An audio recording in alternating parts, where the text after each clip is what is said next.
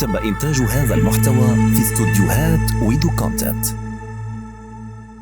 ما يمكنش كل شيء يبيع 5 دراهم. واش دوله فلاحيه نص الحاجيات القمح ديالها تجي من برا، حنا تنوكلوا عباد الله برا على ظهر المواطنين المغاربه. نسبه كبيره من ارتفاع الاسعار في المغرب والله ما عندها علاقه مع التضخم المستورد. واش السردين تنجيبوه من برا؟ هذا ما يجيش وزير يقول لي تنحاربوا التضخم ماشي شغلك فيه، التضخم ديال البنك المغربي. انت حارب لي ارتفاع الاسعار. كيف تقيم حصيله حكومه عز الزخنوج بحدود الساعه؟ خصني نختار الالفاظ مزيان قبل ما نجاوب هذا السؤال. يعني الطف مصطلح ممكن نقول هي كارثه. شنو الحل اللي خاصنا نديرو باش الاسعار ديال المحروقات ينخفضوا في نظرك انت بكل وضوح؟ صعيب. والثمن في البومبا ما تبدلش. يعني شنو؟ يعني تشتا من عند روسيا ولكن دخلوه للمغرب وباعوه بحال تشتا في السوق الدوليه. متاكد من هذه المعطيات؟ انا متاكد ان وول ستريت جورنال قالتها نهار العوام. كنت تنقول وول ستريت جورنال كذبات علينا، فيك نيوز بحيث يقولنا اخنوش ضرب بعض المرات. هذه غير توطال على شو افريقيا اللي شاده النص ديال السوق. واش ما فهمتش انا شنو فين باغي تمشيو بخصوص المساله ديال التعويم بالدرهم، كتبان لك ايجابيه ولا سلبيه للمواطن؟ هذا سؤال صعيب. خص الناس يفهموا. حنا الغلط اللي بالنسبه لي كارثي درنا اننا بغينا نستعملوا الفلاحه كاداه باش تدخلنا العمله الصعبه. كون موزاد تولد في المغرب كون كان تيضرب الطريجه في العباسات. والموسم الخامس من برنامج طويل توكس، رحله وعي مع كل ضيف. وضيف هذه الحلقه الدكتور رشيد عشاشي.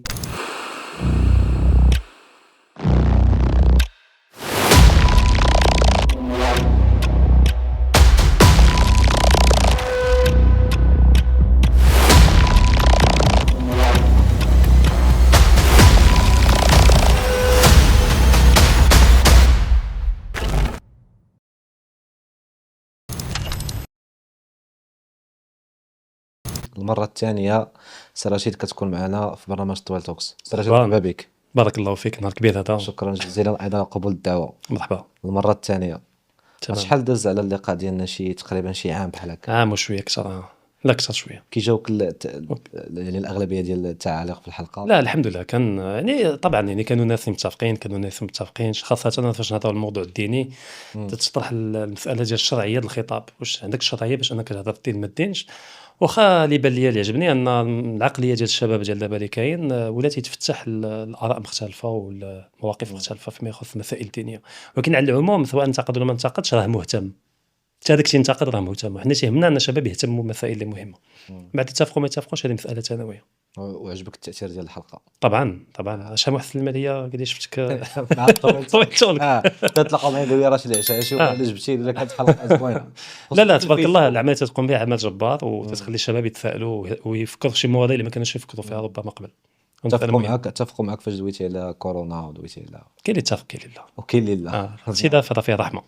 واخا يعني الناس كيعرفوك اكثر خصوصا في الحلقه ديالنا في طويل توكس، ولكن نعاودوا ثاني نعطوا واحد يعني واحد المقدمه. شكون هو رشيد العشاشي؟ دكتور متخصص في الانثروبولوجيا الاجتماعيه، وكنتي شرحتي الانثروبولوجيا في الحلقه ديالنا، والتنميه الاقتصاديه ايضا، وباحث في الجغرافيا السياسيه او الجيوبوليتيك والعلاقات الدوليه والديموغرافيه والاجتماعيه. واخا كثرتي شويه لا شوف هو تيكون انا في الاصل دكتور في الاقتصاد، عندي دكتوراه في علوم الاقتصاد، ومن باب الاقتصاد دخلت الانثروبولوجيا واستعملتها باش نطبقها على الاقتصاد ونجيب اضاءات جديده اقتصاديه. ولا تيز الدكتوراه ديالي راه ثلثين ديال الانثروبولوجيا مطبقه على الاقتصاد. ومن باب الاقتصاد دخلت للجغرافيا السياسيه. وطبعا فاش تهضر على الجغرافيا السياسيه تهضر على الديموغرافيا، تهضر على الجغرافيا، تهضر على التاريخ، على هذا.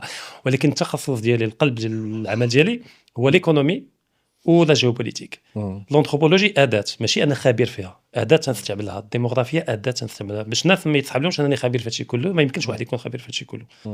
بغيت نجي الاقتصاد بعدك باش نجبدوا يعني اخر المستجدات في الساحه الاقتصاديه في المغرب. كي جاك القرار ديال امير المؤمنين جلاله الملك محمد السادس نصره الله بخصوص عدم اقامه شعيره الذبح اضحيه العيد لهذه السنه؟ انا بارطاجيتها في الريزو، قلت ان قرار ممتاز وكنت نتمناه وكنت نتسناه، وربما كان ممكن يكون حتى عام قبل. ولكن القرار اللي صعب جدا لان صاحب الجلاله عارف بان المغاربه متشبتين بهذه الشاعره، ماشي شريعه ولكن شاعره، لانها ماشي فرض ولكن سنه مؤكده ولكن ماشي فرض.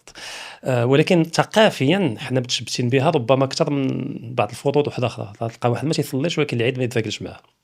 هذه مساله ثقافيه ماشي دينيه. وباش ان صاحب الجلاله يلغي ماشي العيد، لغى الذبح، الذبح ديال العيد والتذبح ما لغاش، قال لك انا غادي نذبح باسمكم، يعني نيابه عنكم، يعني الذبح غيدار هو واحد اللي يديرو باسم كان الملاعين. دارها حتى عمر بن الخطاب رضي الله عمر بن الخطاب هو المغرب دارت شي 6 المرات، دارت في تاريخ المغرب 96 دارت وقبل، لان المصلحه البلاد والمصلحه العليا هي المصلحه ديال الشعب وديال البلاد. وفاش نهضروا على القطيع والقدره ديالو انه يعاود يتكاثر ويعاود يكون نفسه، خلات ان الملك خدا واحد القرار اللي هو صعب، ولكن كان من الضروري انه يتخاذ، وتنتمنى ان الناس يتفهموا هذا القرار ويمشوا في هذا التيار. هو ما مناش، اللي بغى يعيد راه يمشي يشري حوليه يعيد، ولكن اللي فهمنا الملك هو ان الا مشيتي تعيدتي راك تتادي طبقات واحده اخرى، وغتادي القدره القطيع ديالنا انه يعاود ماشي يكون. الا عيطتي غيكون عندك بروسي ولا شي حاجه بحال لا لا لا لا، كما ما دار كاينش داك، قال لك يهيب، لا شوف ما كاينش يمنع، مم. كاين لا بروسي لا والو، اللي بغى يعيد يعيد، ولكن من الاحسن ما نعيدوش، مم. لان ماشي لان فقط الملك قالها، لان شنو من الاسباب اللي خلات الملك يقولها، اللي هي مصلحه الطبقات الفقيره ديالنا في المغرب ومصلحه القطيع، لان حنا الا عيدنا كامل هذا العام راه العام الجاي ما نلقاوش باش نعيدوا. والاغلبيه كان يعني يدوى على انه هذا القرار هذا يكون عنده تاثير سلبي حتى على الكسابه ايوا اللي بداو كيوجدوا السنوات الاخرى ثم الله يجعل البركه شويه القناعه. لا خليش الناقل الكسابه اللي عنده وحتى الكتابه حتى هما راه ماشي ساهلين، ماشي كاملين، المهم فيهم، ولكن انا سمعت ان كاين دابا مفاوضات مع الحكومه باش تعطى لهم واحد التعويض هذا العام، داكور يعني هما تيطالبوا بواحد النوع من التعويض على هذه القضيه، لانهم وجدوا علفوا داروا هذا، والعلف غالي، وحنا عارفين ان كل شيء غلى على المستوى العالمي وعلى المستوى الوطني لاسباب مختلفه. ربما غيتم التعويض ديالهم. طيب آه. طيب تفضحات داكشي ديال السردين خصوصا داك السيد اللي كيف مراكش عبد الاله هو اللي فضحها، قال لك فضح الشناقه وداك الشيء. امتى غادي تفضح الشناقه ديال اللحام والشناقه ديال الخضره والشناقه ديال الفواكه الى غير ذلك؟ واش نهار اللي يبان شي واحد اللي غيبيع اللحم ب 40 درهم ويبيع البنان ب 6 درهم، شوف عرفتي ما نطيحوش في الفخ. هاد القضيه ديال مول الحوت، يعني كما دابا تيهضروا عليها في التواصل الاجتماعي، وهذا ما خصهاش تخفي لنا واحد الظاهره واحده اخرى، لان اولا ما يمكنش كل شيء يبيع السردين ب 5 دراهم، واخا تكون نيه حسنه، واخا يبغي يبيع في سبيل الله ما يربحش يبيع بشحال تقام عليه، ما يمكنش. 3 دراهم يزيد جوج هذا كان مساله ظرفيه، شراها في واحد الظرفيه معينه اللي كان الجو زوين وخرجوا البطوات ورجعوا عامرين وكان ثمن هابط، وقد في ديك اللحظه يبيع 5 دراهم، ولكن ما يمكنش دابا كاع الناس يبيعوا الحوت يبيعوا 5 دراهم، مستحيل، لان راه ما عندكش غير بشحال تشري من الباطو، عندك بشحال تشري من الباطو، عندك الضريبه تتخلص الميناء، عندك النقل، عندك الثلج، ماشي باش عندك نبيعوا ب 30 درهم لا ماشي ب 30 درهم 50 درهم، ولكن 5 درهم ما كايناش، يعني متفقين. 8 دراهم 10 المشكل دراهم. شنو؟ المشكل اللي واحد بغى يبيع بثمن معقول ويربح غيبيعوا ب 15 درهم، واحد المكرهناش يكون ب 5 درهم يبيعوا 15 ربما ب 20، اذا كانت مدينه بعيده على البحر كاين النقل، المازوت غالي، كل شيء غالي. المشكل ماشي هنا، المشكل علاش اصلا الحوت قلال، علاش الحوت قلال، راه كاين مشكله دابا عندنا، المخزون ديالنا ديال الحوت قلال، شكون اللي مسؤول على المحافظه على المخزون ويدير ديك الراحه البيولوجيه وتحترم وكل شيء؟ وزاره الفلاحه والصيد البحري. يعني من 2008 حتى لدابا شنو كانت تدير فيما يخص المخزون السمكي ديالنا؟ خلاو البطوات، واش كاين الكونترول البطوات، الشبكه واش رقيقه واش واسعه، داك الجوفينيل داك السردين اللي باقي صغير اللي ما خصوش يتخاد، فاش دير شبكه اللي ضيقه، الشبكه ديالها ضيقه راه تتهز كل شيء، الجوفينيل والكبير وكل شيء هذا. لهذا ما خصناش نخفيو هذه الظاهره هذه، راه ما كاينش غير لي زانترميديير يعني الوسطاء والشناقه، راه كاين حتى السياسه ديال وزاره الفلاحه وديال الحكومه وديال الحكومات المتتاليه من 2008 لدابا اللي وصلتنا لهذه الكارثه، لان الحوت غادي تيقلال.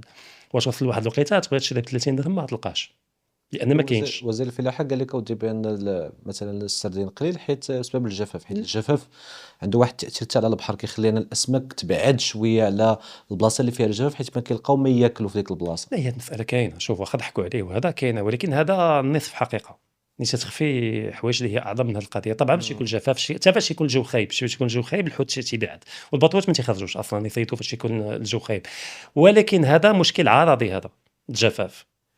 اما أنا المشكل تنهضر عليه مشكل هيكلي، اللي هو مشكل سياسي. السياسه اللي حنا تنقوموا بها من 2008 لدابا فيما يخص المخزون السمكي، سياسه اللي هي كارثيه، لان ما كاينش المراقبه، ما كاينش التحقيق، ما كاينش الناس اللي يمشيو يراقبوا. عندنا سميتو المركز، عندنا واحد المركز علمي اللي تيخدم في هذه القضيه ديال مراقبه المخزون السمكي، اللي تيقوم بواحد العمل اللي هو جبار، وتيعطي لي رابور بشحال تيقول القضيه راه حامضه، القضيه حامضه، تنكشطوا البحر، واحد الوقيته راه ما يقدش ذاك المخزون يعاود يجدد نفسه هذا. ولكن هو شنو جهده؟ يعطي لي رابور، من بعد راه وزاره الداخليه تيدخل، يمشيو يراقبوا، وزاره الصيد البحري، الموانئ، خص واحد الوقيته يكون تتبع ديال دوك لي زالارم وديال دوك لي رابور اللي تيقوموا بهم هذه المعاهد العلميه وهذا. المشكل عندنا المبالاه، وعندنا عدة مشاكل اللي خلات اننا تنضحيو بالمخزون السمكي ديالنا. واحد النهار غنبقاو نجيبو السردين من موريتانيا ونجيبوه من الشيلي ونجيبوه من دول اخرى لان ما يبقاش عندنا. وماشي المشكل يكمن في تصدير الثروة السمكية مثلا. حتى هو كاين مشكل، طبعا كاين مشكل التصدير. حنا مشكل التصدير قاتلنا في كل شيء، في الخضره، في الفواكه. مطيشه احسن مطيشه تمشي للتصدير، واللي شاط هذيك المضروبه شويه والعوجه والعيانه شويه هي تمشي للسوق الوطنيه. واش ما عقلتيش مؤخرا فاش كانت البصله وصلت للثمن الافوكا، ثمن خيالي، عقلتي كانت 15 درهم البصله ولا ناضت الدرجه نفس الشيء. شنو دارت الحكومه؟ لعبت على لي كوطا ديال التصدير موريتانيا. موريتانيا والاسواق اخرى باش ان الكميه اللي كانت تتصدر تقل ويضطروا المنتجين يبيعوها في السوق الوطنيه. شنو طرا؟ الثمن هبط، الثمن هبط. راه مطيشه كتصدر، البصله كتصدر، كلشي تيتصدر. ودوك الاراضي اللي كان خصها الفلاحيه اللي كان خصها تكون تنتج القمح وتنتج هذا توجهات ليكسبور، لافوكا، لي فروي روج، الفرامبواز ولي سيريز وداكشي كله. لهذا عندنا جزء كبير من الفلاحه ديالنا، من قطاع الفلاحه تيخدم من اجل اسواق اجنبيه ماشي من اجل اسواق السوق الداخليه. حنا تنوكلوا عباد الله برا على ظهر المواطنين المغاربه. لهذا مفهوم ديال السياده الغذائيه عندنا ما موجودش بتاتا، وما موجودش من 2008 مع المخطط الاخضر. المخطط الاخضر قتل شي حاجه سميتها السياده الغذائيه وعوضها بواحد المفهوم اخر اللي سميتو الامن الغذائي. وهذاك الامن الغذائي تيبنيو على الاسواق الدوليه. لان في 2007 فاش تمت صياغه هذا المخطط المغرب الاخضر من طرف ماكينسي، كانت الاثمنه والاسعار ديال المواد الغذائيه على المستوى الدولي كانت هابطه بزاف. قالوا علاش حنا غادي ننتجوا القمح في المغرب وما غاليش وما تيجيبناش العمله الصعبه بينما ممكن نشريو الرخيص على المستوى الدولي. هكاش ولا كيعطوا الدعم للناس اللي كيديروا لي الاشجار المثمره مثلا مثمره والفواكه وهذا. قال لهم انا دوك الاراضي نديروا شي حاجه اللي عندها مردوديه عاليه ونبيعوا ونشريو القمح برا. ولكن المشكل شنو طرا؟ انا 2008 جات الازمه العالميه، الازمه الاقتصاديه اللي بانت ميديكان 2008 وانتشرت العالم كله. شنو طرا في الاسواق المواد الغذائيه؟ الاثمنه كلها تفرقعات طلعات. وثقنا لا هكا لا هكا، ما عندنا مخطط اللي تضمن لنا السياده الغذائيه وما بقى لنا سوق دولي اللي ضمن لنا الامن الغذائي. ولينا فواحد الهشاشه. دابا القمح، نص القمح اللي تنستعملوه في المغرب مستورد من برا. واش حنا مصغرنا فرعنا راسنا حنا دوله فلاحيه؟ واش دوله فلاحيه نص الحاجيه القمح ديالها تجي من برا؟ الا غدا طراو حرائق في روسيا، في كندا، في كاع الدول المصدره وقلالوا لي كونطرا على القمح في الاسواق الدوليه، شنو غنديروا باش نوكلوا الشعب؟ راه كاين اشكاليه كبيره، اشكاليه كبيره كلها متعلقه سواء الحوت سواء الخضر سواء الفواكه بسياسات عموميه اللي من 2007 2008 وحنا غاديين فيها وباقي مكملين فيها. باقي ما بغيناش نفهموا ان السياده الغذائيه هي المحور ديال الاستقرار ديال اي بلاد كما بغات تكون. اللي كيتحمل المسؤوليه الحكومتين بجوج ولا الحكومات السابقه؟ الحكومتين ماشي غير بجوج. الا رجعنا 2008 راه بدا من حكومه عباس الفاسي وانت طالع عباس الفاسي، بن كيدان واحد، بن كيدان جوج، العثماني واخنوش. ولكن ديما كاين واحد كاين الجانب المتغير وكاين الجانب القار اللي تيبقى. هذاك الجانب القار هو السيادة عزيز اخنوش اللي من 2008 حتى دابا هو داخل في الخط. لان 2008 كان وزير الفلاحه هو اللي دار لنا مخطط الاخضر. واحد دابا راه رئيس الحكومه ماشي غير وزير الفلاحه. واحد الوقت تكون مسؤوليه سياسيه ديال الافراد ماشي غير ديال الحكومه. هو الحكومه الحاليه كتقول لك بان هذوك اخطاء ديال الحكومتين السابقتين يعني ديال بن كيران والعثماني والنتائج ديالهم كنشوفوهم دابا. ولكن مشكل ولكن في حين كما قلتي دابا عز اخنوش كان وزير الفلاحه وكان فيهم كاملين وزير الفلاحه. يعني هو يتحمل المسؤوليه براسه طبعا فيما يخص هذا الشيء بعد على الاقل ديال المواد الغذائيه. وهذا راه كان في الحكومه من 2008 وفي الحكومه كوزير الفلاحه ودابا راه رئيس الحكومه. يعني جو فو بيان، ولكن واحد الوقت راه ما يمكنش اذا كان نفس الشخص فيهم كاملين. المسؤوليات ماشي غير ديال الحكومه قبل، حتى ديال الاشخاص اللي كانوا في حكومات قبل وكاينين في الحكومه دابا. قربوا الانتخابات، عندنا الانتخابات في 2026. تقييم الحكومه تاع عز اخنوش، كيف تقيم حصيله حكومه عز اخنوش لحدود الساعه؟ خصني نختار الالفاظ مزيان قبل ما نجاوبك على هذا السؤال. خذ راحتك باش ما نكونش راديكالي وقاصح بزاف. خذ راحتك. يعني الطف مصطلح ممكن نقول هي كارثيه. هذا الطف واحد باش ما ندخلوش باب التحريض ولا قذف ولا هذا. كارثيه على كل المستويات بدون استثناء. ما كاينش اكثر من الحكومه السابقه، اكثر من الحكومات السابقه، اكثر من الحكومات السابقه. شحال من حاجه كان خصها تفعل ما تفعلاتش من الدستور. بعدا شحال من فصل من الدستور حتى الان ما فعلش، ما عندوش قانون تنظيمي.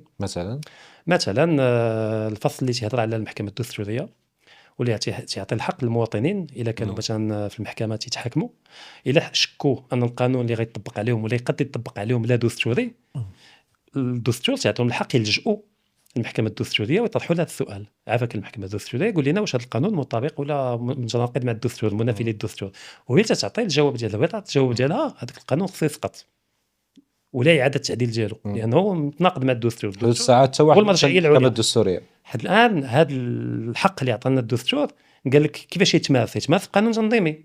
قانون تنظيمي خص ديروا الحكومه. خص ديروا الحكومه. حتى حكومه ما دارتو من 2011، حتى حكومه ما دارتو. علاش؟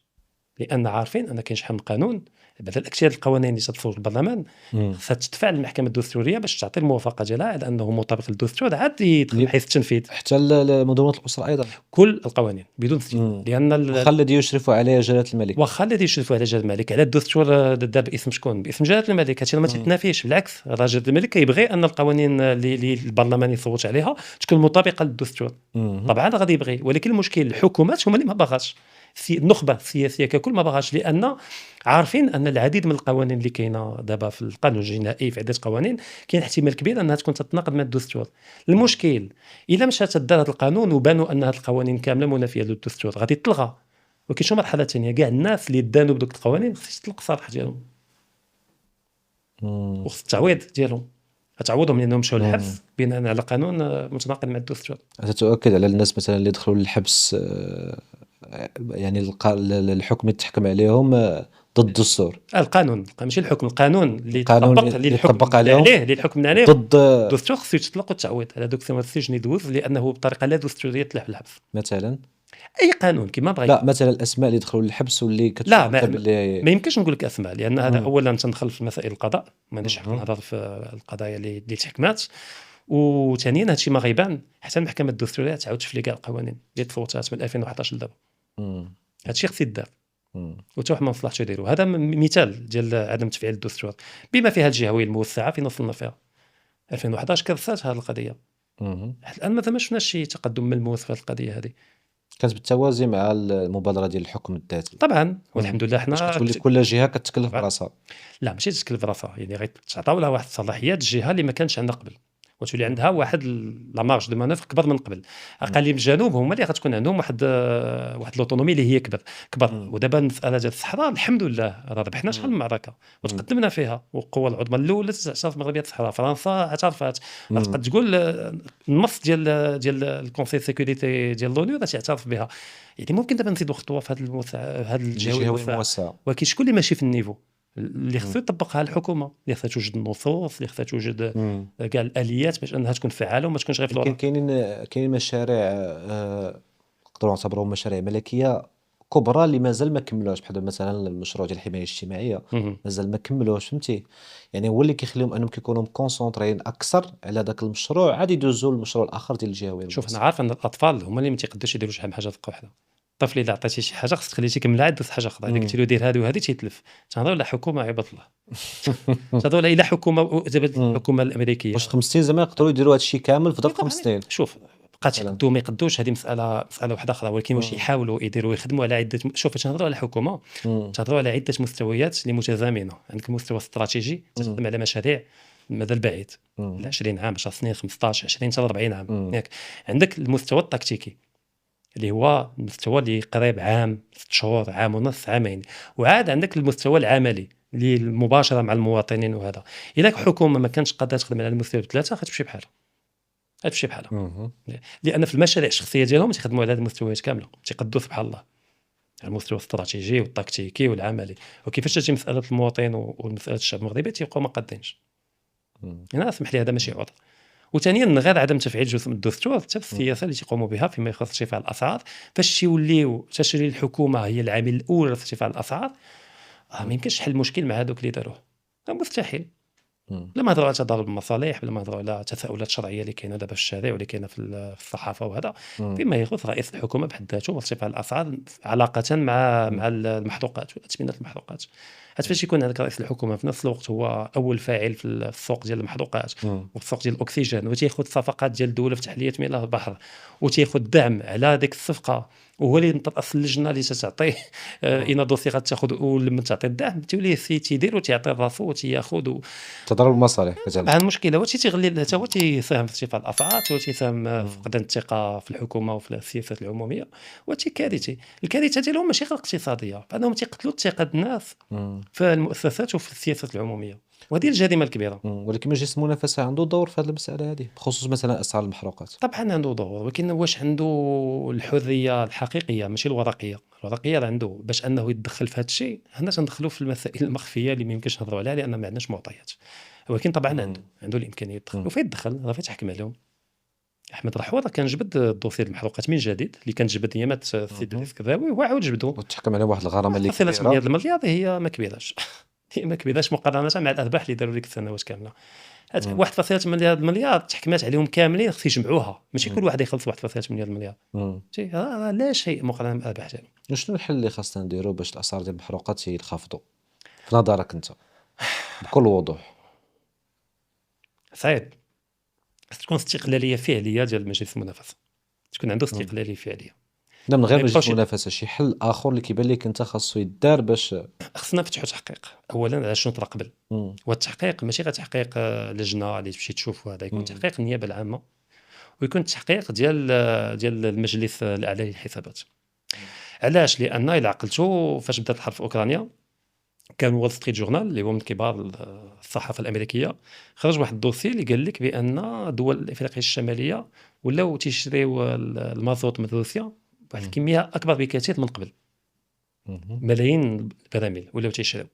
وروسيا انذاك كانت تحت العقوبات الامريكيه والغربيه باش يخنقوها وما يخليوهاش تبيع البترول ديالها والمشتقات البترول، اللي ادى ان روسيا اضطرت انها تبيع المنتجات ديالها بواحد الثمن اقل بكثير من الثمن ديال السوق، 40% 60% 70% قل.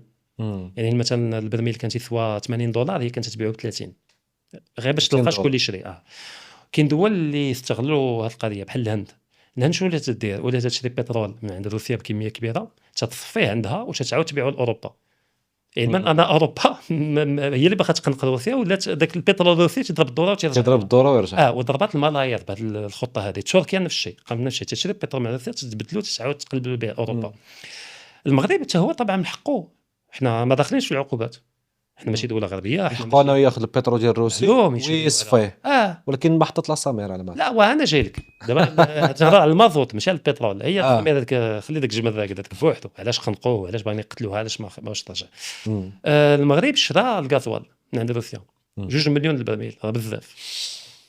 ولكن واش ذاك العام ديك الفتره فاش شراه بان لك الاثمنه هبطوا في السوق الداخليه؟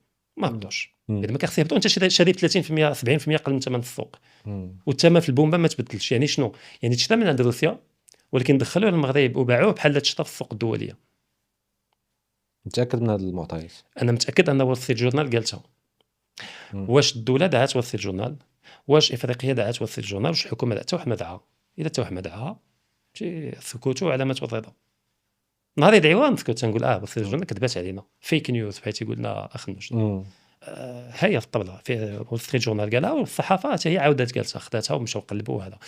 هذه مساله خطيره، هذه خصنا مساله ديال الديوانه، المراقبه، داك المنتوج واش كاين لا تراسابيليتي ديالو، واش كاين الفاكتوره منين جا، انه جاي من روسيا ماشي من اوروبا، ولا جا من روسيا وتشرى مثلا $30 مثلا، علاش تباع في المغرب بحال $100. هنا خص دار اون انكيت تحقيق يتحل على كاع السنوات اللي قبل نعاودوا نرجعوا لها كلها. وانا مجلس المنافسه بوحدو ما يقدش يدير هادشي كله، ما يقدش يدير هادشي كله، لان واحد الوقيته خص شويه ديال الردع.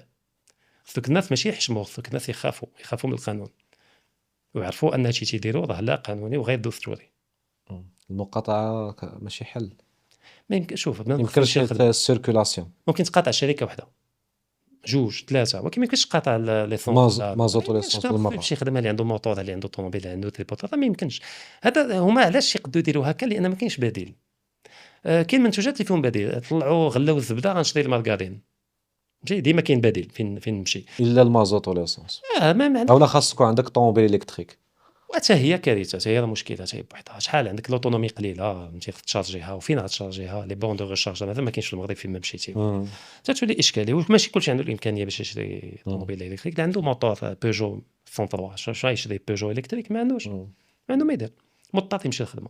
هما عارفين هذه القضيه، فهمتي بحال في رمضان مطيشه، شو عجبك الحال ما عجبكش غتشريها واخا تلقى ب 10 درهم غادي تشريها. هذا احتكار من المنظور ديال المنتوج ماشي من منظور الشركات. المنتوج يعني واحد لا دوموند تسمى دوموند ريجيد، يعني حتى من طلع ولا هبط الناس غتشريها لان ما عندهاش كيدير، وهذه تساهم في ارتفاع الاسعار. وبما ان التنافسيه ما كايناش ولا كاينه غير نسبيه هذا. ولكن من غير اخذ من غير الحكومه كاين واحد المشكل اخر اللي هو البنيه الاقتصاد ديالنا، اللي هي بنيه اللي متمحوره حول الاحتكار وشبه الاحتكار. فاش تشوف كاع القطاعات الكبرى كاين في المغرب، في كل قطاع تلقى الهيمنه ديال 3 4 الشركات. الابناء ماشي غير المغرب، حتى دول شمال افريقيا الا بنعتبر يعني بنعتبروا دول شمال افريقيا حاولت تقارني مع الدول المتقدمه، ولكن الا قارنتيني ولا تقارني بحال اللي حداك الجزائر، تونس، مصر. وعلاش حنا ديما تنقارن راسنا مع اللي اقل منا ولا اللي بحالنا؟ انا زعما قارني اخويا مع غير مع اسبانيا، نطلعوا شويه قراط الفوق مع اسبانيا. اسبانيا لا اسمح ليها عندهم قطاعات اللي فيهم تنافس، طبعا كاين بعض القطاعات اللي فيهم احتكار والدوله تحاول تنقص من داك الاحتكار، وحنا كاع القطاعات الكبار عندنا فيهم احتكار. الابناك 4 الابناك تيمثلوا ثلثين ديال الكريديات تتعطاو والثلثين ديال الحسابات الناس. 4 الابناك شادين الثلثين. عندك في اتصالات من التواصلات وهذا عندك 3 الشركات، ولكن كلهم كيشريو من شركه واحده. يعني الدور نفس الشيء فهمتي، بحال اتصالات بحال ايمي بحال اورانج تيبدلوا شويه الماركتينغ وتاثير، ولكن في الاخر تشوف ان السوق محتكر من طرف 3 الشركات. فين ما مشيتي اي قطاع، الاسمنت، المحروقات. واش كتقول بانه الا ما كانش المنافسه علاش كيكونوا الاسعار طالعين؟ دابا مثلا في فرنسا كتلقى مثلا الفيبر اوبتيك 2 جيجا طبعا ب 25 اورو. يعني انا تلقى 20 شركه تدير فيبر اوبتيك ماشي عندنا 20 ميجا، ولكن كتلقى مثلا يعني بزاف ديال الشركات كاينين في المجال ديال الاتصال، يعني كاين منافسه كبيره وبالتالي الاثمنه كينقصوا. تينقصوا هامش الربح باش يحافظوا على الاسواق ديالهم، لان الا طلع هامش الربح يفقد السوق، لان كاين واحد التنافس غادي يهبط. لهذا الكونكورونس تكون لتحت، الاثمنه غادي تهبط باش كل واحد يحافظ على الاسواق ديالو. وكيفاش يولي السوق مضمونه قاسمينها ما بيناتهم 3، وفي نص المدينه تلقى انت خذ هذا الحي فيبر اوبتيك وانت خذ هذا الحي، ما تبقاش منافسه. انا خص يكونوا الشركات ب3 في نفس الدرب عندي مثلا. وشحال من دابا تقول لا هنا كاينه غير هذه ولا هنا كاينه غير هذه. فهمت. هي هما كاين 3 وكاين في الدرب ديالي كاينه غير وحده. علاش؟ هنا كاين اشكاليات والاثمنه طبعا تطلع. علاش حتى الناس خص يفهموا كاين واحد الاليه في علوم الاقتصاد، فاش يكون شركه اللي مهيمنين عليها شي قطاع اللي مهيمنين عليه 2 3 الشركات، واخا يدخلوا شركات صغار ما غاديش يخلقوا التنافسيه، لان الشركه فاش تدخل صغيره ما عندهاش القدره على الاستثمار بحال دوك الشركات الكبار، وما عندهاش داك الامتيازات ديال الكميه ديال الحجم السوق بحال اللي عند الشركات الكبار. لهذا فاش تبيع المنتوج ديالها في داك السوق تيتقام عليها غالي، وتضطر انها تزيد الهامش الربح ديالها وتتبيعه غالي. الشركات الكبار الاحتكار شنو ممكن يديروا؟ اما يقتلوا السوق يهبطوا الثمن باش يبروفوكيو لا فايت ديال ديك الشركه الصغيره ما تبقاش تزاحمهم، لان ما تقدش تبيعهم بدوك الاثمنه. هي يا ربي غير تفك، هما ماشي مشكل يقدروا يبيعوا بخساره، ولكن شهور تدير هي لا فايت ويعاودوا يرجعوا الثمن. هذه ممنوعه قانونيا ممكن تدار في العالم كله. الخيار الثاني اللي هو ذكي تقول له لا خليها، بالعكس دابا هي تتبيع مثلا واحد المنتوج ب 10 دراهم ما قاداش تبيعو قل لان صغيره والحجم قليل. حنا ممكن نبيعوه ب7 ونطيحوها. علاش نبيعوه ب7 ونبيعوه ب10 بحالها؟ واخا حنا نقدروا نبيعوه غير ب6. هي تربح درهم بايع ب10، حنا نربحوا 4 دراهم بايعين ب10. دونك الشيء يديروا تيتالينياو على لو كو على الثمن ديال الشركه الصغيره، وما تتبقاش مصلحتهم يبروفوكيو لا فايت ديالها. هنا تولي اشكال. في ميريكان مثلا عندهم قانون لوا اونتي تراست كانت في 1914 ماشي دائما تطبق، لان هما عندهم لوبيات ان اذا الشركه وصلت لواحد الحجم اللي تولي تمثل تهديد لذاك القطاع هذا، ممكن المحكمه تحكم بقسمه ديك الشركه ل2 ولا 3 الشركات باش انها ما تبقاش عندها داك الوزن اللي تيخنق السوق. مايكروسوفت راه فايت فرضوا عليها القضيه وحكموا بالقضيه وتقسمات على 2 وهذا. حنا ما عندناش هاد القوانين، عندنا مجلس المنافسه ولكن ما عندوش كاع الاليات، وبوحدو يد وحده ما تتصفقش، بوحدو ما يقدش يدير كل شيء. حتى النيابه العامه تهتم بهذه المسائل الاقتصاديه، تقوم بواحد الدور اللي هو مهم وجبار فيما يخص الاجرام فيما يخص شحال من حاجه. هادشي ما فيهش نقاش. كما تنقولوا حنا ما تنهضروش على الترانات تيجيو في الوقت، الترانات تيجي في الوقت حاجه عادي، تنهضروا على الترانات تيتعطلوا. هذا هو العمل الناس تنتقدوا نجيو الصحافه واللي عندهم دور. لهذا النيابه العامه حنا تنقترحوا ان خصها تهتم بالمسائل الاقتصاديه، عندها دور تلعب فيه حتى هو، والمجلس على الحسابات وكاع المؤسسات الدستوريه اللي خصها تخدم يد في يد باش تنقص من هذا الشيء. وخص الشعب يوعى بهذه المسائل هذا. يعني كاين مسائل شخصيه ديال الحكومه ديال الاشخاص كاينه خصنا نسكتوا عليها كما نميتهم ما خدنوش، وكاين مشاكل هيكليه في الاقتصاد ديالنا اللي تيدينا للضياع، تولي اقتصاد ريعي. كاين واحد المسألة المهم بزاف ديال الناس كيقولوا باللي أي حكومة مثلًا ولا أي دولة كتقوم بواحد المجموعة من الإصلاحات، إمم. مشروع الحماية الاجتماعية، إصلاح مثلًا في الصحة، في التعليم إلى غير ذلك، ضروري ما كدوز من واحد الأزمة باش كدير هادوك الإصلاحات، تقدر تكون 5 سنين 10 سنين للمواطن البسيط كياكل فيها العصا، ولكن كيقول لك مثلًا إلا صبرتي ديك 5 سنين 10 سنين من بعد غنوصلوا لواحد المستوى اللي كتكون عندنا واحد البيئة اقتصادية متكاملة، كنعيشوا في واحد الرفاهية إلى غير ذلك، شنو كيبان لك في هاد الطرح هذا؟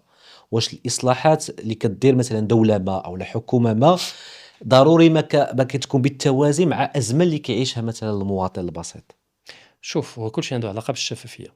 فاش تكون إمم. حكومة جريئة وفعلًا تخدم في مصلحة الشعب وهذا، ممكن تجي وتخطب وتقول شوف ما غاديش نبقى نسوق لكم ونوعدكم أنني غنمحي الشوماج وأن توليو مربحين وبحال اللي كانوا يوعدونا في الانتخابات. غنجيكم نيشان نشوف الوضعية راه كارثية، هكذا الاقتصاد المغربي إمم. هكذا، عندنا مشاكل كبار، خصنا نديروا تضحيات، خصنا نديروا إصلاحات.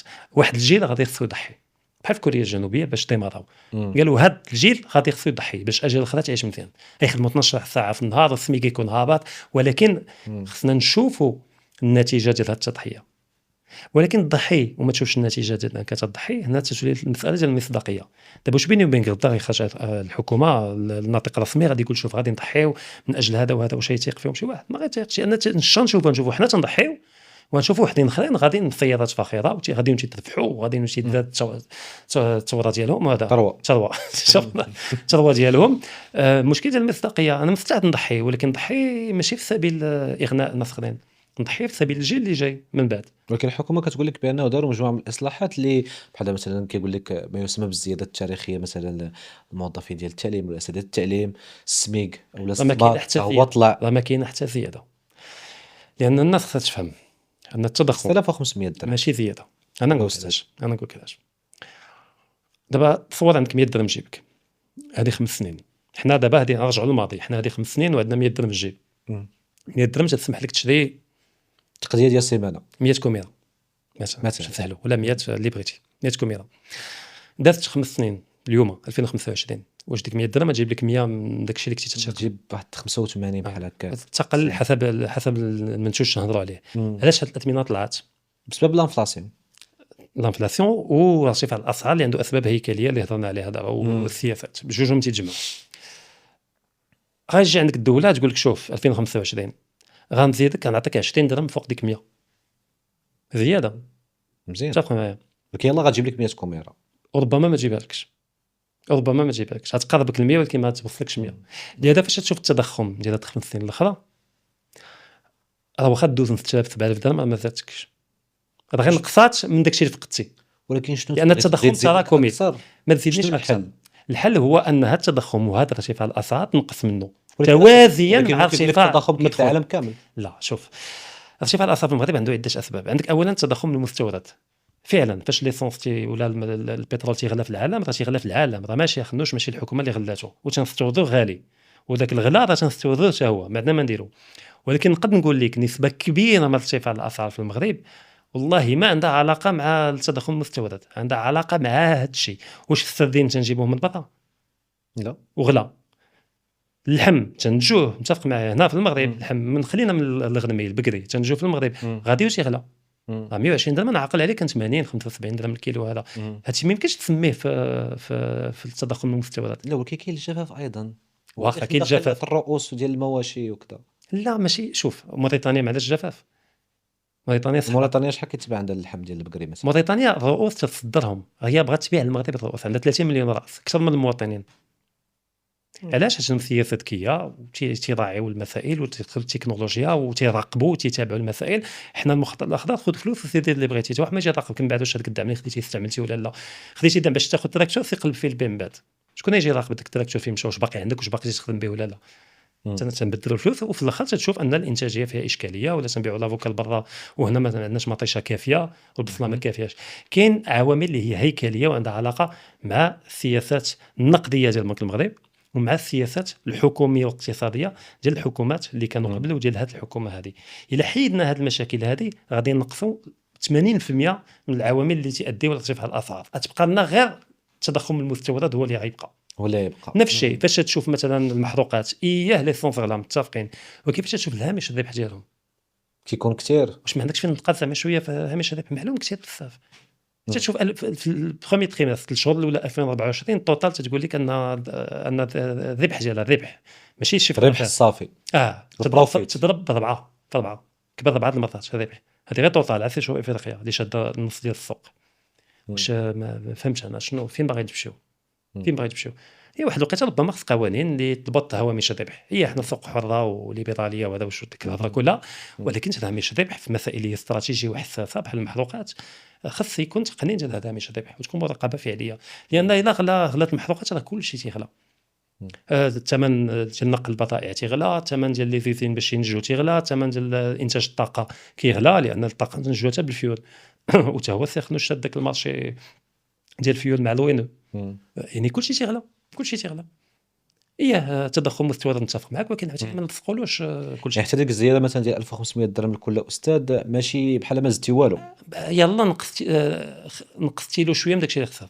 دابا هو خسر مثلا 1000 درهم القدره الشرائيه، انت عطيتيه 700 درهم، ثم خسر غير 300، ولكن ما رجعتيلوش القدره الشرائيه ديال 5 سنين مشات له، لان التضخم تراكمي. يعني باش يقول لك انه الحل هو نواجهوا نحلوا هذا المشكل ديال ارتفاع الاسعار بدون زياده ولا توازيا مع زياده معقوله. باش انت الزياده ما يمكنش نبقاو غنشيدوا ونزيدوا كما بغينا، لان الزياده في الاجور هي تساهم في ارتفاع الاسعار. تعرف هذه القضيه.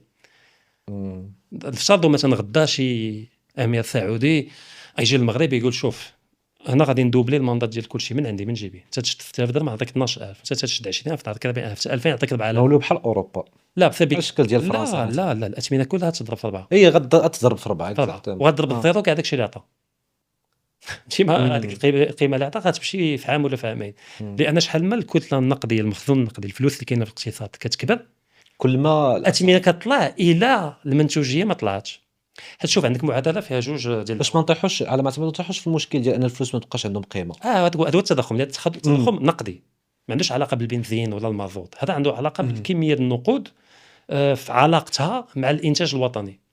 هذا نقدي لهذاك البنك المغرب هي التضخم. لهذا ما يجيش وزير يقول لي تنحاربوا التضخم ماشي شغلك فيه. التضخم ديال البنك المغرب انت حارب ليه ارتفاع الاسعار. السياسات تشوف المسائل الهيكليه، تشوف الشناقه وتشوف هذه خدمتك. التضخم حنا خصنا نطالبوا بنك المغرب ما نغلطوش، ما نخلطوش لي كارت. بنك المغرب التضخم شنو التضخم ببساطه 30 ثانيه ما كاملاش. عندك من واحد الناحيه المخزون النقدي. شنو المخزون النقدي؟ هو كاع الفلوس كاينه في المغرب، اللي كاينه في الابناك، اللي كاينه في جيوبنا على شكل ورقي معدني، واجمعتي كاع الدراهم اللي كاين في المغرب هو المخزون النقدي. حطوه في جهه اخرى عندك الناتج الداخلي الخام، هو كاع المنتوجات اللي ينتج الاقتصاد الوطني في عام. الطوموبيلات اللي نتجنا، الحبوب اللي نتجنا، الخضر اللي نتجنا، الطيارات، كاع داكشي اللي نتجنا في ذاك العام هو الناتج الداخلي الخام. الى المخزون النقدي الدراهم اللي كاين في المغرب العدد ديالهم كبر بواحد الصوره عاليه اكبر من شنو تنتجوا، تما الاثمنه كتطلع. لهذا فاش يقول لك الاستثمارات العموميه فاش الدوله كتستثمر، الا استثمرات في قطاعات غير منتجه راه تتفهم التضخم، لان تدخل فلوس الاقتصاد وداك الفلوس تكبر من المخزون النقدي بلا ما يكبر الانتاج. بينما الا الدوله استثمرات في البحث العلمي، في الابتكار، في تطوير الصناعه، المخزون النقدي غيكبر، ولكن دابا عامين دوك الاستثمارات غيأديو لان الانتاج غادي يكبر حتى هو، ونعاودوا نلقاو توازن ما بين المخزون النقدي وما بين الناتج الداخلي الخام. والمغرب كيستثمر في هذه المسائل ديال الانتاج. المغرب كيستثمر 30% من هذا، ولكن المشكل صناعه السيارات، صناعه قطاع الغيار ديال الطائرات. شنو تتقول المغرب؟ واش المغرب دوله ولا المغرب كشعب كقطاع خاص وكل شيء؟ فاش نهضروا على الاستثمارات القطاع الخاص اللي تيقوم بها ماشي الدوله، شركات خاصه. هي الدوله كتسهل على مستوى الضرائب، على مستوى الارض اللي تبني فيها لوزين، ولكن باش نساهموا في عدد الوظائف ديالنا، ولكن نقصوا من شويه من البطاله. ولكن المشكل ان الدوله تستثمر حتى في مسائل واحده اخرى، ماشي غير في هذا الشيء. تستثمر في الطرقات، القنطرات، فهمتي، المسائل الهيكليه حتى هي مهمه، وتستثمر في مسائل اخرى اللي عندها علاقه بالقطاع الخاص. المشكل ديال الدوله ان الدوله مستثمر سيء فيما بغات تكون في العالم، ماشي غير في المغرب. مستثمر سيء في هيكليا بنيويا. السويد اللي بغيتي اي دوله من حيث هي دوله ماشي الوظيفه ديالها تستثمر. علاش؟ حيت المستثمر الخاص تيستثمر فلوسه، يعني قبل ما يدير داك الاستثمار غيفكر 1000 مره ويشوف شنو هي الفرص النجاح ديالو، واش غيربح ولا لا، واش يربح ولا ما يربحش، فهمتيني، واش بلا ما يغامر يدير حاجه اخرى. يعني الاستثمار ديالو تيكون عقلاني، والاحتماليه باش انه يجيب الثمار ديالو كبيره. لانه فلوسهم ما يمكنش يغامر بهم. فاش الدوله كتستثمر، واش تستثمر بفلوسها؟ تستثمر بفلوس الناس ديال الضرائب. يعني ما عندهاش نفس التخوف شنو المستثمر تيستثمر فلوسه اللي دارو فلوسه هو اللي حاطهم في السوق. لهذا فاش انت غنعطيك مليون درهم ماشي ديالك غتستثمرها بواحد الطريقه بلا ماشي بحال ديالك. نمشي نسافر بها كاع ديما ندير بها. يعني ما غاديش بحال ما كتحسش بهذاك الاحساس ديال انك راه تقاتلتي عليها بالضبط، وتخاف تمشي لك وتفكر 1000 مره وتاخذ الاحتياطات ديالك كتقول وهذا. حتى شنو الدوله؟ شنو هي الدوله؟ الدوله في الاخر اشخاص موظفين هما اللي عندهم الدواسات يشوفوا واحد الوقيته عنده شحال عندي البيجي، عندي بيجي 2 مليار خصني نستثمر هنا، غادي يستثمر ديك 2 مليار، ولكن ماشي بحال ديالو ديك 2 مليار. ما تنقولش انا هو شرير ولا ما مسوقش الضرائب، يعني بسيكولوجيكمون يعني على المستوى النفسي ما يمكنش يتعامل معها بحال راها جايه من جيبو. لهذا المحرك الاول ديال الاقتصاد خص يكون هو القطاع الخاص. الدور ديال الدوله خصو يقتصر في حاجه واحده، يحظي ذاك القطاع الخاص باش تكون تنافسيه فعليه وتكون قوانين اللعبه مضمونه. وهذا الحل الوحيد باش ان الاسعار تنقص، هو التنافسيه والشفافيه والسياسه. ما تبقاش تدخل في الاقتصاد، دخل بالقوانين، ضبط التنافسيه، ضبط اللي ما احترمش القانون، اللي غش، اللي خبى السلعه باش انها تغلى وعاود يطلقها، ولكن ما تدخلش، ما تستثمرش. الدوله تستثمر في القنطرات، الطرقان، مسائل هيكله، تي جي في، هذا الشيء كله على راسو العين، لان الخاص ما يقدش يديروا داكشي اللي بيجيكتهم قد الضغط. ولكن المسائل الاخرى كلها ما خصهاش تستثمر فيهم. وعلاش عندنا مديونيه؟ لان الدوله كتستثمر. عندنا عجز مالي كل عام. الدوله باش تشوف شنو دخلت بالضرائب وشنو صرفات، تلقى ان داكشي دخلاته بالضرائب ما كافيش باش يغطي داكشي صرفات، تتبقى نقصها واحد 4%. هذيك 4% منين تجي؟ هي الدين، هو الكريدي، هو الدين. الدوله تتسلف باش انها تخلص ديك 4% اللي ناقصها. علاش؟ حتى تصرف اكثر مما تدخل. يجي نخدموا في عقلانيه. شنو خص دي دوله اللي ما بغاش تدخل في المليونيه؟ تنقص من المصاريف ديالها، ما تنقصش من وزاره الصحه، ما تنقصش من وزاره التعليم، داكشي استراتيجي، ولكن ممكن تنقص من الاستثمارات ديالها اللي ما تجيبش النتيجه اللي حنا تنسناوها. وبخصوص المساله ديال التعويم بالدرهم، كتبان لك ايجابيه ولا سلبيه للمواطن؟ هذا سؤال صعيب، خص الناس يفهموا بزاف الحوايج فيما يخص باش ما يمشيوش من معلومات اللي خاطئه. تعويم الدرهم هو غير اداه، ماشي هو الغايه. الغايه هو تحرير الدرهم. يعني من دابا 10 سنين ولا 15 عام يولي الدرهم بحال سلعه، يعني القيمه ديالو تتحدد في السوق، الطلب والعرض، غير مرتبط بالاورو ولا بالدولار، غير مرتبط بالاورو والدولار. باش يولي تيولي تحدد باش تولي تحدد القيمه الحقيقيه ديالو، ماشي القيمه السياسيه اللي الدوله بغات، تولي القيمه الحقيقيه ديالو. بالمعنى شنو هو الطلب وشنو هو العرض ديال الدرهم؟ مستثمر اجنبي غيدخل المغرب باش يستثمر، جايب معاه مليار اورو باش يحل الاوزين ديال الطوموبيلات وهذا. فاش يدخل المغرب ما يمكنش يستثمر مليار اورو، خصو يحول هذا الدرهم عاد باش يشري ارض بالدرهم، لان العمله في المغرب الدرهم، ما يمكنش يشري بالاورو. هذيك المليار اورو فاش يدخلها المغرب وتيشري الدرهم، هذيك راه الطلب ديال الدرهم، هذا العرض والطلب. هذيك سيت اون دوموند، طلب ديال تيخلق طلب ديال الدرهم.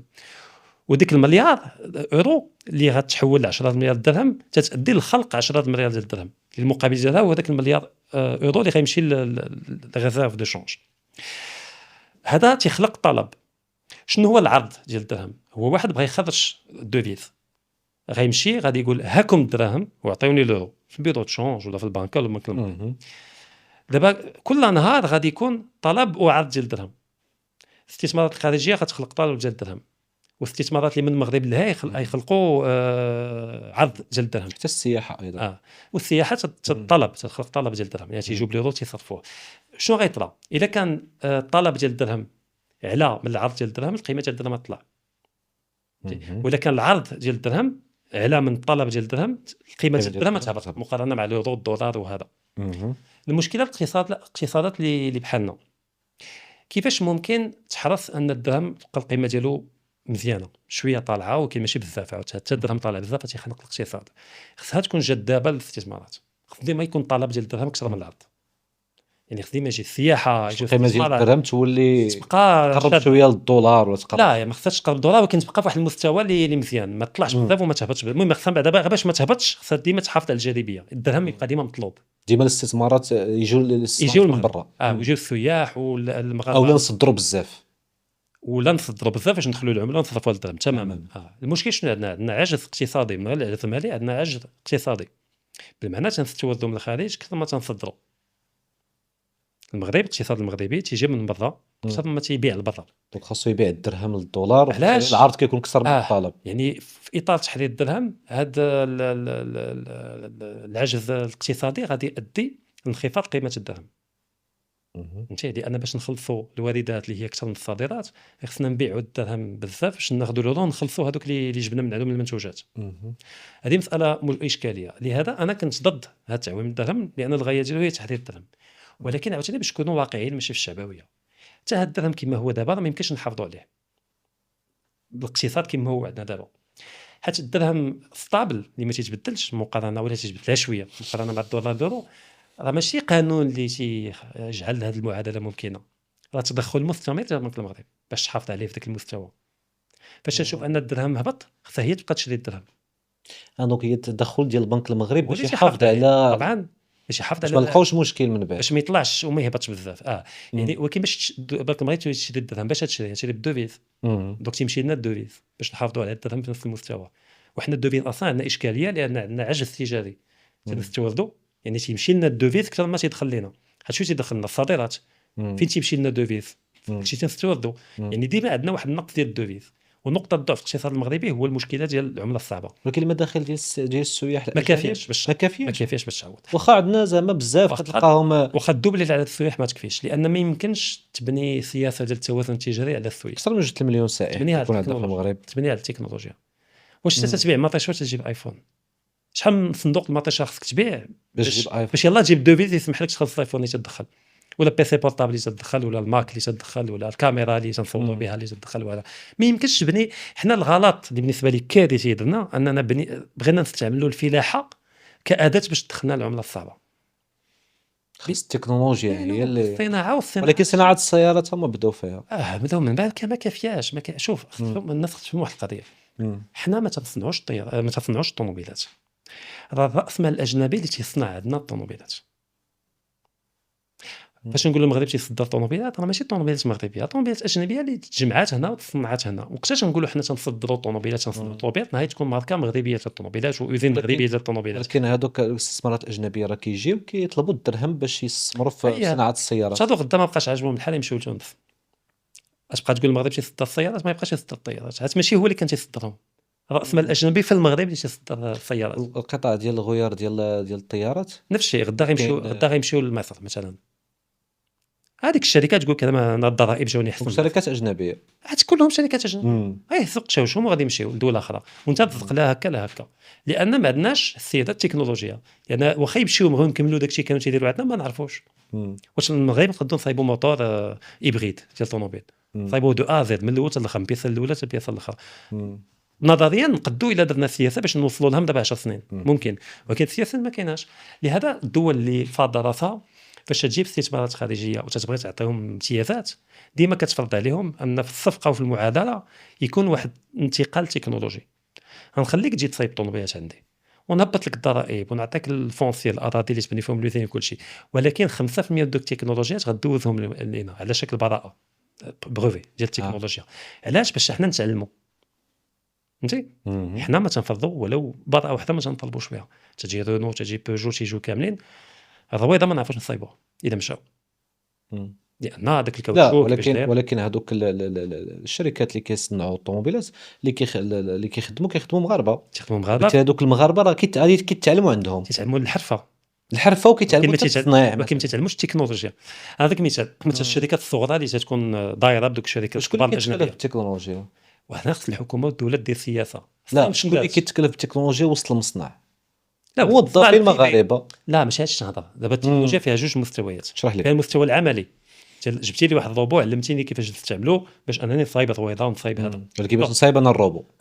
ولكن كاين فرق ما بين تعرف ديرها وما بين واش عندك الحق ديرها، لان كل ابتكار كل تكنولوجيا راه محميه بواحد البراءه، براءه اختراع. داكوغ. ما يمكنش هما يمشيو وانت تولي تصايب داكشي وتبدل السميه تحيد كوديار ودير عبد السلام، ما غيمكنش. داكوغ. يعني واخا كاين شي حوايج نعرفوهم راه ما يمكنش نبقاو ننتجوهم. وثانيا انت تنتجتيهم بما ان السوق سوق حر على المستوى العالمي راه كاين تنافسيه وكاين الابتكار. هما يخرج واحد الموديل جديد ديال البنو اللي تيصبر لمعة الحراره، انت باقي تدير هذاك اللي كانوا تيديروا هذيك 4 سنين. علاش؟ حيت عندنا البحث العلمي والاستثمار في هذا الشيء باش اننا ديما نجدوا ما عندناش. هذا المعادله غير مربحه. لهذا فاش نعطيو امتيازات للشركات الاجنبيه خصنا ضروري نفرضوا عليهم يكون واحد الانتقال تكنولوجي ولو نسبي. كاع الدول اللي قدوا انهم يتجاوزوا العجز التكنولوجي ديالهم بحال الصين بحال كوريا الجنوبيه خدموا بهذه الفلسفه هذه، خدموا بجوج حوايج بالقانون وخارج اطار القانون. بالقانون هو هذا تيفرضوا نقل تكنولوجي، وعاد الناس اللي كما قلتي تيخدموا في الوزين تيتعلموا وتيقدروا بعد ياخذوهم ويخلقوا اذن شينويه. وكانوا تيخدموا حتى بنوع ديال التجسس التكنولوجي ولا ما عرفتش كيفاش نسميوه. تيشدوا مثلا تليفون بورتابل تيقولوا حنا بغينا من دابا 30 عام نولي نصايبوا تليفونات بورتابل. باش نبداو تيقوموا بما يسمى بالهندسه المعكوسه، اذا جينا نترجموها لا ريترو انجينيوري. يعني غادي نشدوا داك التليفون غادي نفرسكوه باش نبداو بالكاش. اجي نتعلموا نصايبوا هذا الكاش، غنتعلموا غنستثمروا غنديروا ابحاث نشوفوا التكنولوجيا تنبنيو دي زيزين باش نوليو حنا نبيعوا لديك الشركه لي كاش رخص. مثلا ابل ولا سامسونج تصايب لي كاش بداك الثمن، حنا المغرب غنتعلموا نصايبوا الكاش ونبيعوا لها رخص من دوك لي فورنيسور ديالنا. دخل الدوفيس وجبنا هذا المارشي. ندوزو المرحله الثانيه في التليفون. شنو هي المرحله الثانيه؟ هو مثلا ليكرون ولا شي كومبوزون ولا الميكرو. اجي نتعلموا نصايبوا الميكرو، انت تشكو داك الميكرو بياسه ونتعلموا نصايبوا هاد البياسه وهاد البياسه وهاد البياسه ونعاودوا لانجينيوري من جديد ونصايبوا الميكرو. وهي غاديه ماشي نيشان تعلم تصايب سمارت فون ولا نيشان تعلم تصايب طياره ولا طوموبيل، ولكن تبدا باغيترو انجينيوري وتدير اون رومونتي دو فيليير، تطلع من التحت من المكون الابسط يعني اللي ما فيش التكنولوجيا كاع، تتبقى طالع للمستويات اللي فيهم التكنولوجيا غادي تطلع حتى واحد النهار تولي انت تقد تصايب تليفون كله وانت كتعلم وانت تتعلم. وكاين شي مكونات اللي ماشي ضروري تعلم لهم، ممكن تشريهم من برا من شركات اخرى. وهذا راه حتى الطائرات الحربيه الامريكيه راه كاين بعض المكونات اللي ماشي امريكان تصايبهم، تجيبهم من سويسرا تجيبهم، لان ما كاين لا داعي تستثمر في داكشي بما ان كاين شركات تدير داكشي بواحد النسبه اللي مزيانه. كتشوفش على انه نقدروا نقولوا انه كاين قيود اللي ما كيخليوناش حنا نستثمروا في البحث العلمي وفي التكنولوجيا الى غير ذلك؟ كاين قيود ولكن هي عقليه اكثر ما هي سياسيه. ياك وعقليه على مستوى ماشي في القطاع الخاص، على المستوى السياسي في المغرب.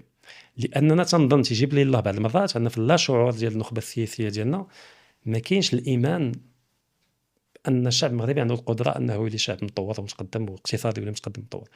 بحال ما كاين انعدام الثقه، بحال ما تيقينش في القدره ديالنا، ما تيقينش في راسهم وما تيقينش فينا حنا. وهذه الاشكاليه مشتركه عند كاع المغاربه، ديما تنقصوا من راسنا. ديما هو شو الاخرين كيعندهم وحنا مغاربه. ولكن ما كناش كاع كنتيقوا في المنتخب وكذا، واستثمرنا في كره القدم ومشينا بعيد. المنتخب هذه مساله مهمه. المنتخب جاب واحد القضيه لواحد المستوى الفكري اللي مهم بزاف، هو الدليل الحي ان الا شديتي اي مغربي وحطيتيه في واحد البيئه اللي هي زوينه غادي ماشي غادي يعطي، يمشي بعيد وحسن من اي واحد. كاع دوك اللعابه اللي في المنتخب الاساسيين الكبار فين تكونوا؟ على برا تفهموا برا في واحد المحيط اللي هو زوين. يعني المشكل ماشي في المغربيه ديالنا، ماشي في اننا مغاربه، المشكل في البيئه اللي حنا فيها. كما فاش قلتها لك واقيلا الوالد الله يرحمه كان تيقول لي كون موزار تولد في المغرب كون كان تيضرب الطريجه في العدسات. قلتي لان البيئه ما تسمحلوش يدير سيمفونيا ويدير حاجه يمشي عند وزاره الثقافه يقول لي اعطيني بيجي باش ندير سيمفونيا، تقول له نخدم مع الشيخات ودير اش من سيمفونيا. دونك البيئه هي اللي البيئه هي تتقتل الابتكار والمخيله المغاربه ونخليهم يمشيو لهذا. بالتالي هي شاد الادمغه كتكون عندنا اكثر. ما لهم تيمشيو الواعدين تيمشيو طبعا، وما يمكنش نلومهم. انا مثلا نقول لا هذوك خونه لا ماشي خونه، هذوك يبقاو هنا غيموتوا بشويه نحقهم يمشيو لبرا، لان البيئه ما معطاش لهم. وشكون تيعطي البيئه؟ راه ماشي المستثمر ولا هذا، الدوله تعطي البيئه والحكومات المتساويه تعطي البيئه وتتبنيها. هما تيبنيو البيئه ولكن الفئه وحده ماشي لكل شيء. هذه الاشكاليه. نمشيو للتخصص ديالك بخصوص الجغرافيا السياسيه. مرحبا. غنبداو بفلسطين. اكثر من عام ونص دابا داز على الهجوم ديال 7 اكتوبر، المهم اللي جا من وراها من بعض المجازر الرهيبه ضد الفلسطينيين. سؤال مفتوح، كيف تقيم الموقف الرسمي العربي من المجازر الرهيبه اللي عاشوها الفلسطينيين؟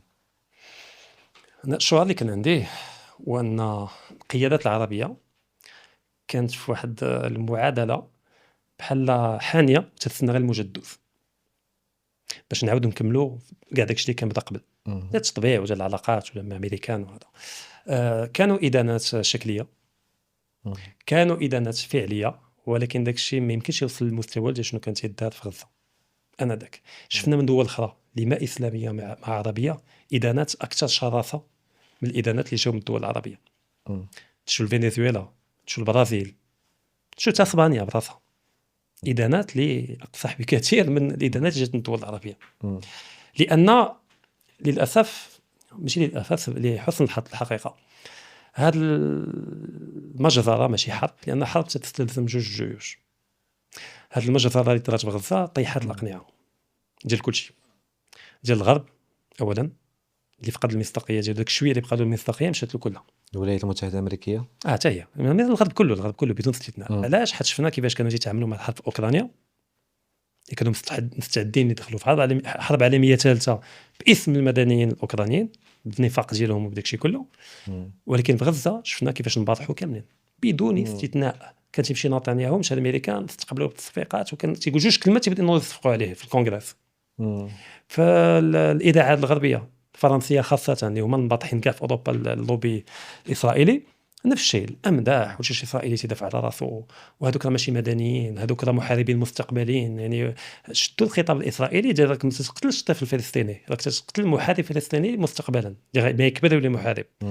كاع هذاك الخطاب خداوه على مستوى الاذاعات ومستوى الاوروبيه. هنا صافي طاح الماسك سالينا. وطاح الماسك ماشي غير بالنسبه لنا حنا العرب ولا المسلمين ولا الامازيغ ولا هذا، حتى بالنسبه للشعوب الغربيه براسها. لان التظاهرات اللي شفنا، المظاهرات اللي شفنا ضد هذه المجزره الاسرائيليه راه طرات في الشوارع الاوروبيه اكثر ما هي طرات في الشوارع العربيه بعض الحالات. شفنا في الجامعات الامريكيه الشباب بلوكال الجامعه، حنا مع فلسطين. شفنا في اوروبا في الشوارع في لندن، بروكسل، في باريس، فين ما مشينا شفنا مظاهرات كبار. الناس فهموا ان كاين واحد النظام اللي هو اجرامي، النظام الاسرائيلي، وهادشي ماشي مهم شكون اللي حكمه، نتنياهو ولا هذا، هو بنيويا اجرامي. هذاك الاجرام تيكبر فاش يكون يمين متطرف، تيقل شويه فاش يكون يسار ولا هذا، ولكن البنيه راه هي. وشافوا ان الانظمه ديالهم ما بقاتش عندهم السياده من هذه الناحيه هذه، ولات خاضعه تماما الاجنده الاسرائيلي ونسبيا الامريكي. حتى امريكا عندها عده اجندات، كاين اللي مع اسرائيل، كاين اللي باغي تخرج من ديك المعادله، كاين اللي هذا. وعلى المستوى العربي بان ضعف ولا قله الجرأه ديال عده قاده عرب اللي كانوا تيبيعوا لنا في الوهم، وفي الاخر بان انهم هما انبطحوا بطريقه او باخرى، اما لانهم مشدودين، كاين ضغوطات امريكيه. عاوتاني ما نقولوش ان القاده العرب تيديروا ما بغاو، يعني جالسين وهذا حتى هما راه عليهم ضغوطات، كاين تهديدات، يقدروا ينوضوا البلاد في البلاد، ينوضوا مع شي ربيع عربي وتنوضوا حتى هما راه مشدودين قوي. راه شفنا ملك الاردن راه بقى فيها الصراحه، كان مشى الامريكان عند ترامب وضعوا في واحد الوضعيه اللي متمناها حتى واحد. تتشوف ان السيد باغي يقول شنو تيظن، لان الملك الاردن ضد ترحيل كيبقى كيرفش بعينيه. هذيك جات يرمش ماشي تلتمع بدا هذيك. المهم نقول ستريس في الخدمه وقلت المغنيسيوم وهذا كل شيء شرحها بطريقته، ولكن ما باغي يدافع على الفلسطيني ويقول انه ضد الترحيل، ولكن في نفس الوقت اللي جالس قدامه ماشي اي واحد، قد يهزوه هو والعرش ديالو والدوله ديالو والجيش الاردني يهزوهم ويخبطهم. لهذا نكونوا شويه نبعدوا على الشعبويه. ولكن كان واحد المجال اللي كان ممكن القاده العرب يمارسوا فيه شويه الجرأه ديالهم بلا ما يوضعوا الدول ديالهم في خطر. الشعبويه كتقول لك ملك الاردن خاصو يواجه ترامب بهذيك الجرأه وكذا ويجي نيشان، ولكن شكون اللي يتحمل المسؤوليه؟ المسؤوليه غادي تنوض حرب عليه في الاردن، الشعب الاردني غياكل داعش في الاردن، تخرج لك الامريكان ما ساهلينش الامريكان عندهم اليات باش يطيحوا لك اي دوله في العالم تقريبا، الا الصين ولا روسيا، دول اللي كبار. اما الدول بحالنا راه اي دوله فينا ممكن يطيحوها بسهوله ما يمكنش تخيلها كاع، حيت اصلا داخلينهم كاملين. شفنا اليو اس ايد مؤخرا فاش ايلون ماسك وترامب قطع الروبين على اليو اس ايد، بعد بداو يطلعوا بانوا كاع الجمعيات اللي كاينه اللي كانوا تيعيشوا بالفلوس ديال اليو اس ايد، واللي تيخدموا عن علم ولا عن قصد ولا عن غير قصد الاجنده ديال اليو اس ايد. والاجنده ديال اليو اس ايد اجنده ايديولوجي. داكور. نفس الشيء باوكرانيا، نفس الشيء جورجيا. بان ان 90% ديال الاعلام الاوكراني كان عايش بفلوس ديال اليو اس ايد.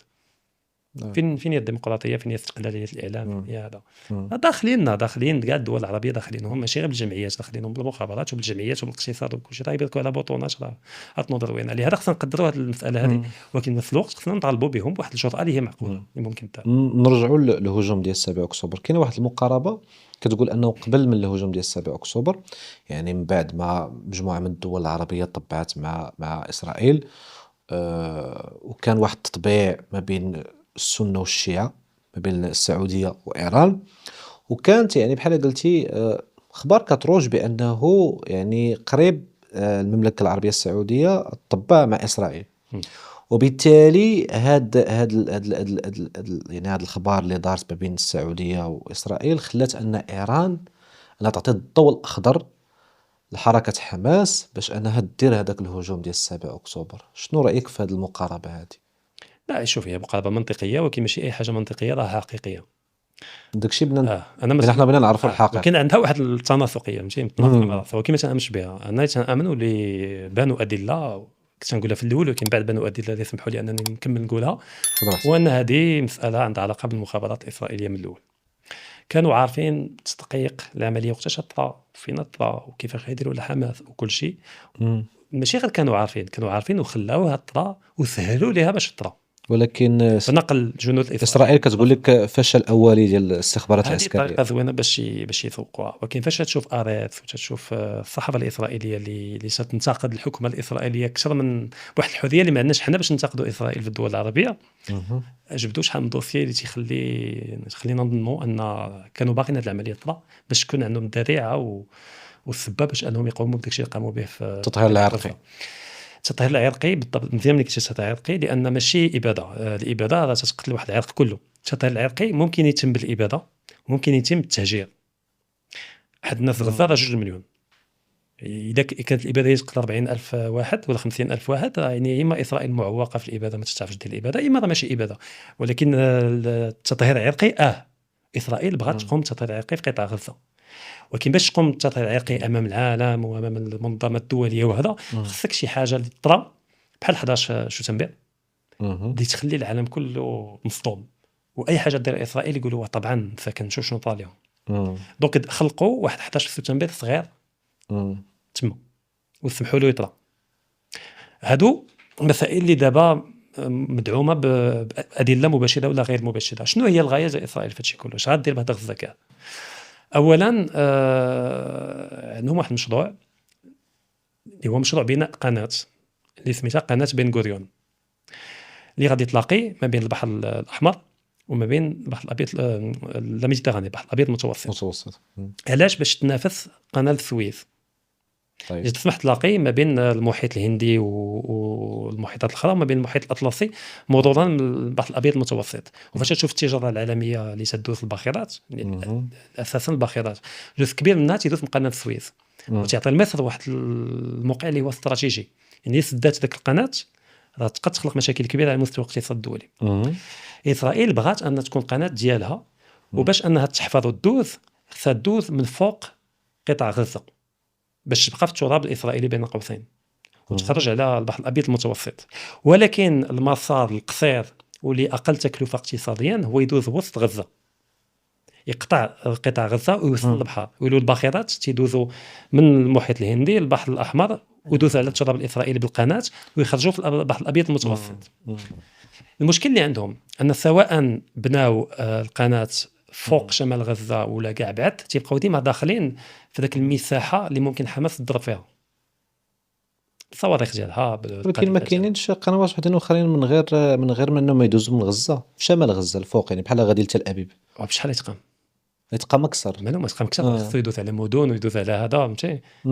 اسرائيل اللي الكثافه السكانيه راه ما طلعتش شحال ما كتكبر. وجات قناه السويس البحر الاحمر، قناه السويس باغيين يقتلوه ويخلقوا قناه جديده اللي تدوز من البحر الاحمر البحر الابيض المتوسط مرورا بقطاع غزه. اذا داروها فوق غزه وخلاو غزه بحماس، تبقى ديما ديك القناه مهدده بالصواريخ ديال حماس، يقدروا يضربوها يحبسوا لها كاع داك البطوات اللي تيدوزوا تما. لذلك خص يمحيو اي مناص اللي ممكن يجي من قطاع غزه، والاحسن كاع هي يبنوا قناه دايزه على قطاع غزه. هذا مشروع اقتصادي واستراتيجي وجيوسياسي كبير اللي بداو يهضروا عليه فاش بدات الحرب، ولكن قبل كان شبه مخفي، ما كتهضر عليه حتى واحد. وكاع القيمه ديالو 5 مليار دولار تقريبا. يعني ماشي داك الشيء اللي كيروج ببناء دوله اسرائيل الكبرى اللي كتشد من نهر الفرات الى نهر النيل. هادو كاين جهات في اسرائيل اللي تيامنوا بها واللي تيخدموا عليها طبعا، وكاين كاع جهات، ولكن ماشي كاع جهات خدامين عليها، لان في اسرائيل كاين بعض التيارات اللي هي واقعيه، بمعنى عارفه شنو هو الوزن الحقيقي لاسرائيل في المنطقه رغم التأييد الامريكي رغم التأييد الغربي، وعارفين شنو هما الامكانيات الحقيقيه ديالها. وفي بعض الحالات تيتعارضوا مع ذاك التيار اليمين المتطرف اللي تيباغي يستعمر الاراضي ويكبر اسرائيل الكبرى من النيل حتى الفرات وهذا، وكاين بيناتهم واحد الجدليه. تتخلي انا شي ولكن واش عمر اليسار يطلع يترأس الحكومة ديال صعيب إسرائيل؟ صعيب عمر اليسار تا هو يطلع ويآمن بحل الدولتين مثلا، لا بناء حل الدولتين دولة عمره ما يكون، سواء بناء يسار ولا دولة يمين عمره ما فلسطينية يكون. بجوار إسرائيل. شوف عمر ما غتكون حل ديال الدولتين. أنا عارف اليمين هو اللي ما كيخليش أن دولة فلسطين تبنى. لا شوف عمرها ما غتكون لعده اسباب. حل ديال الدولتين ما يمكنش يكون لا يسار ولا يمين، لان هذه ماشي مساله يسار ولا يمين، هذه مساله جغرافيه سياسيه عندها علاقه بالجيوبوليتيك. هذه ما يمكنش اسرائيل تقبل دوله ثانيه. وفين هي اتفاقية أوسلو اللي في الأمم المتحدة؟ هذوك سناو تيربحوا الوقت، تيبينوا انهم وجههم زوين، وان الفلسطينيين هما اللي تيخونوا العهود، وان هما اللي تيتراجعوا، هما اللي هذا سياسه داخله في الكوميونيكاسيون اكثر ما هي داخله في نقدروا نعتبروا ديك اتفاقية أوسلو كانت فخ ضد الفلسطينيين. ولا دابا كاع كاملين تيقولوها، دابا كامل تيقولوها طحنا في فخ. تنازلنا على المقاومه المسلحه اللي كان ديما تتحافظ على واحد التوتر، على واحد الضغط على الكيان الصهيوني، ودزنا في واحد المحادثات اللي النيه من الاول جا اسرائيل كانت عمرها ما توصلها، لان اسباب استراتيجيه ما يمكنش اسرائيل تقبل دوله ثانيه، ما يمكنش، مستحيل. حركة فتح واش خانت الفلسطينيين ولا طبعا ممكن ولا الإعلام الإعلام الإسرائيلي هو اللي شوف السياسه، هذه المصطلحات ديال خانت ما خانش مصطلحات اللي عاطفيه اللي تنحاول ما امكن نجنبها. انت نقول ان حركه فتح أو لا هي السلطة الفلسطينية حاليا السلطه بقيادة الفلسطينيه محمود عباس كتحاول غير تبقى في الوجود، ما تختفاش. وباش تبقى في الوجود خصها تراعي موازين القوى وتتعامل مع هاد العوامل اللي داخله في هاد الموازين القوى بالوزن الحقيقي ديال كل عامل. على من ممكن تكا السلطه الفلسطينيه، هي بغات تقاوم، بغات دير، بغات توقف كاع، على من ممكن تكا، على من شكون يوقف معها؟ الدول العربيه، الغرب، الصين. شنو بغيتي دير؟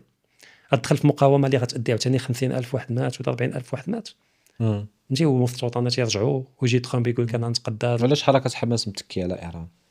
وهذا المشكل. اسرائيل مؤخرا ما شفناش غير حرب في غزه، شفنا المعادلات بدلت الشرق الاوسط كله. بيروت النظام السوري طاح في لبنان في لبنان، النظام السوري طاح، واسرائيل دخلت في الجولان اكثر، دوك الاعالي في الجبال ولات دابا 20 كيلومتر من دمشق، يعني غير بلاصه غير بلاصه صواريخ متطوره ممكن تضرب دمشق الا بغات. ايران شفناها تراجعات، فقدات كاع النفوذ ديالها في هذا. هادشي كله بغاو يفرقوا حماس من الناس اللي تيعاونوها، ما يسمى بمحور المقاومه. لان ملي كان تيدوز السلاح حماس كان تيدوز نسبيا من سوريا ومن البحر، ما عندوش منين يجي، ومن مصر فاش مصر مرات تغمض عينيها وتدير راسها ما شافتش.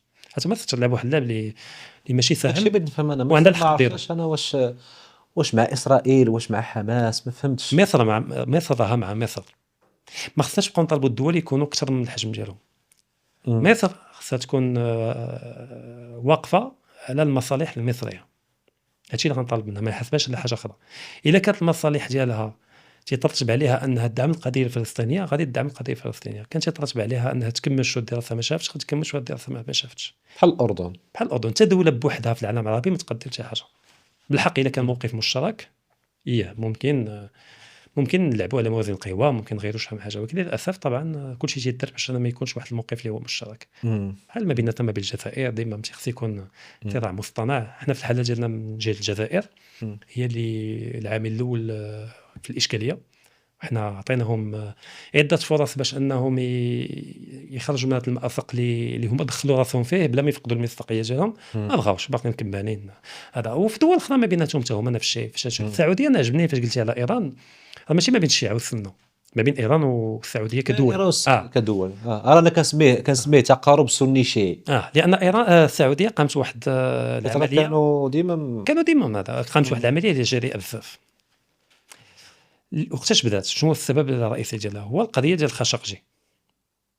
فاش داك الصحفي تقطع ولا كفتا وهذا وخرجوه من القنصلية السعودية من تركيا، ملي كان شدات على السعودية دوسي اللي الهدف ديال داك الدوسي كان ماشي ادانه السعوديه، وكيديروا لها الشونطاج، ابتزاز، بالمعنى ان انطلاق من دابا غديري اي حاجه نقولها لك، ولا ما قلتيهاش غنجبدوا لك داك الدوسي الامم المتحده وفهمتي المحكمه الدوليه وهذا تاع خاشقجي، لان بان تورط ديال الاجهزه الامنيه السعوديه بطريقه مباشره المخابرات والولي العهد.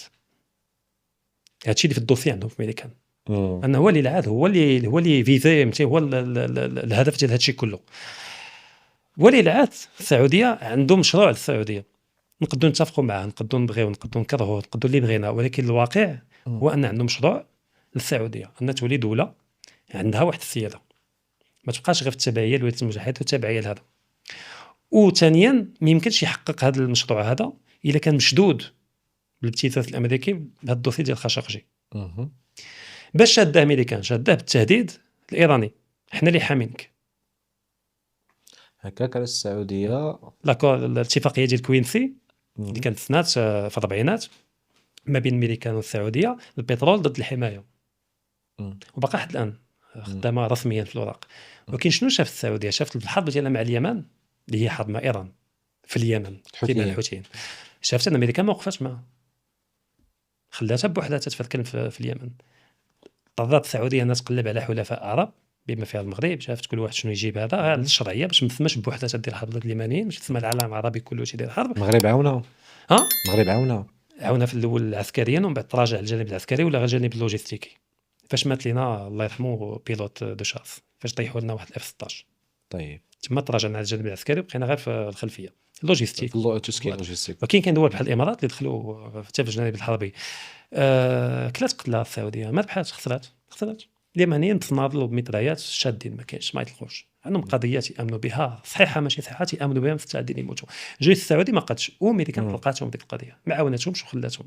عندك اولا شادين الدوسي خاشقجي، ثانيا خوا بهم فين الحمايه في القضيه ديال اليمن. بينما شفنا فاش اسرائيل جاو صواريخ ايرانيه تضرب اسرائيل، شفنا امريكان وفرنسا وحلف الناتو والاردن كلشي تيشارك باش يطيح دوك الصواريخ قبل ما توصل لاسرائيل.